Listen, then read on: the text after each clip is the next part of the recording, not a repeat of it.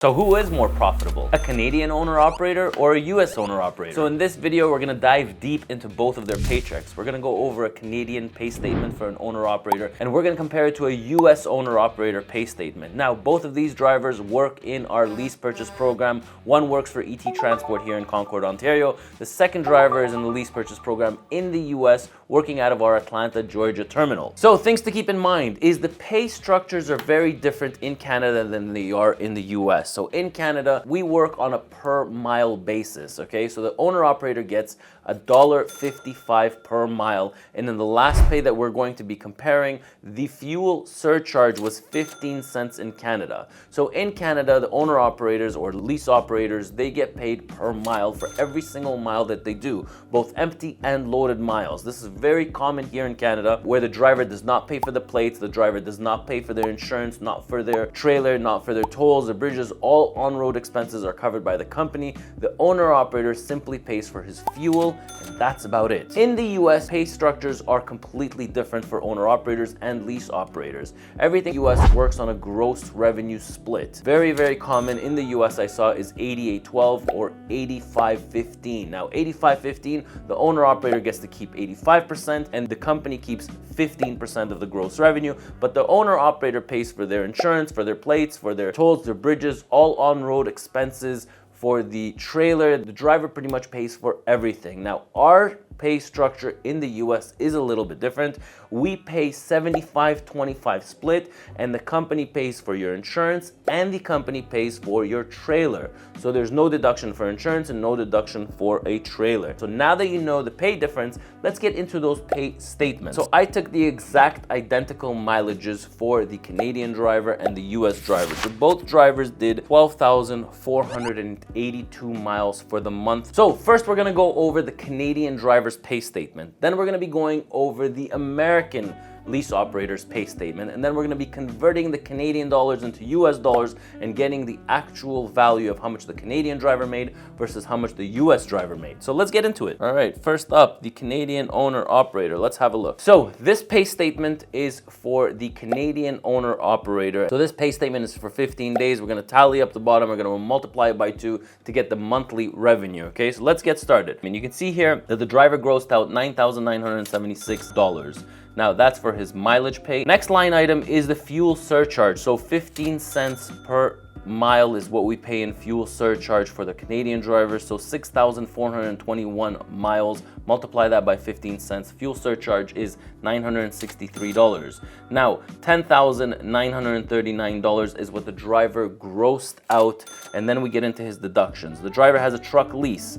He pays $1,516 plus HST is what he pays for the truck. And then he has his buy down insurance, and then he has his Canadian fuel and US fuel. You can see that he only filled up $510 in Canada and $3,775 in the US. That's a clear indication that the driver is 90% of his time in the US, but we'll check that out through his mileage report. You can see here that the driver grossed out. His net earnings is $4,730 is what he made in 15 days after he paid off his truck, after he paid off his fuel, and this goes directly into his bank account or into his corporation. So $4,730, and we're going to multiply that number by 2, and we're gonna say that the Canadian driver actually makes $9,460 per month. Okay, but let's quickly glance over some of his trips. So you can see here that the driver started in Nova Scotia, went to New York, from New York went into Ontario, then he did a round trip going to Wisconsin, then he did another round trip going to Dallas, Texas, and then from Texas came back to Concord, Ontario. The rate per mile is all there. It's $1.55. If you ever do a reefer load, you get 2 cents extra. If you ever do a temperature controlled load, you get 2 cents extra. If you ever do a hazmat load, you get paid 2 cents extra, and then you get your fuel surcharge. So you can see the gross earnings here was $9,976 in those 15 days. So we know exactly what the Canadian driver did. We have his net earnings for the entire month if we take his 15 days and we multiply it by 2. Now we're going to do the exact same exercise with the US driver. So let's open up his pay statement. The thing you need to understand is he ran 12,482, and the national average for those mileage, the round trip rates with empty and loaded miles, was $2.09 is how we ran him.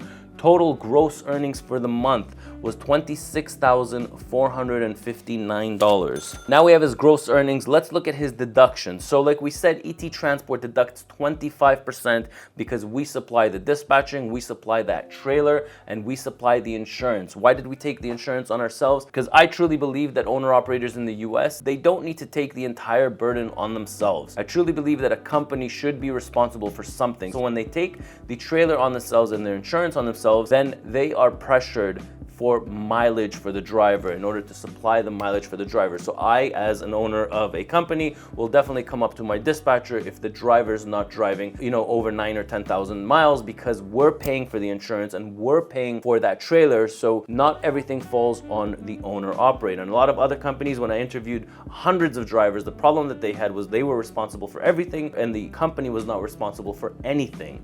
Which means that if, it was a slow month and the driver only did 5,000 or 7,000 miles, then guess what? He would have absolutely nothing left over as a paycheck. So that's why we did the system in the US. It's been working out pretty fine. Let's continue looking at the deduction. So we have the 25% deduction, then you have the lease payment. So in the US, $2,537 is what this driver pays as a lease payment for the truck that he's driving monthly. The fuel, the driver filled up $6,506 in the US. The tolls and bridges, the driver does pay for his own tolls and bridges. He does have an additional top-up of an accident insurance, and he pays for his own plates.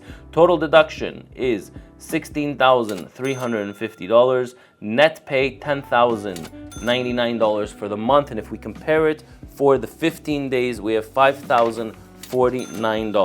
Okay, so now we have both the Canadian pay and the US pay. I'm not going to get into so much mileage or else this video is going to be 20 minutes long. Our drivers in Atlanta, Georgia, what they do is they usually do the Midwest region and the Northeast. So we go from Georgia to Illinois, Wisconsin. From there we go either to the east, New York, New Jersey, Pennsylvania, without the island, and then from there we either come back down to Atlanta and we do these kind of triangles, or vice versa. That's the routes that we started doing. So $9,460 is what the Canadian pay statement for the month, and the US did $10,099. But if we take the Canadian dollars, the $9,460, and we divide that by 1.38, which is today's conversion rate, we actually have $6,855 US versus $10,099, which is what our lease operator in the US made.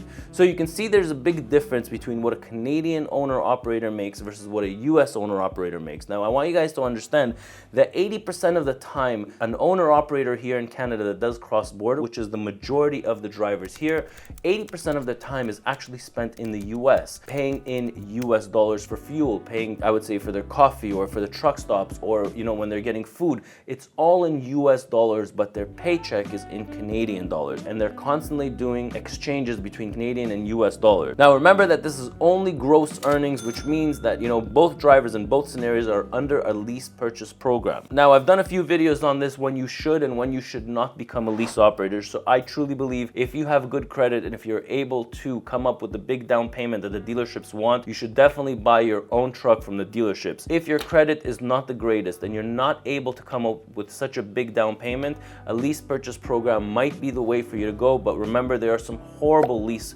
purchase programs out there, and there are some good lease purchase programs out there. Now, if you enjoyed this video, you're definitely gonna like my video that I did on company driver versus company driver. So same scenario as this. I took a company driver in Canada, a company driver in the US. The Canadians usually do cross borders, and the results were jaw-dropping. So make sure you head on over and check out that video to see what the difference is between Canadian company drivers versus a US company driver. If you enjoy these videos, give it a thumbs up, put a comment down below. I'm Ronen, and I'll catch you in my next video.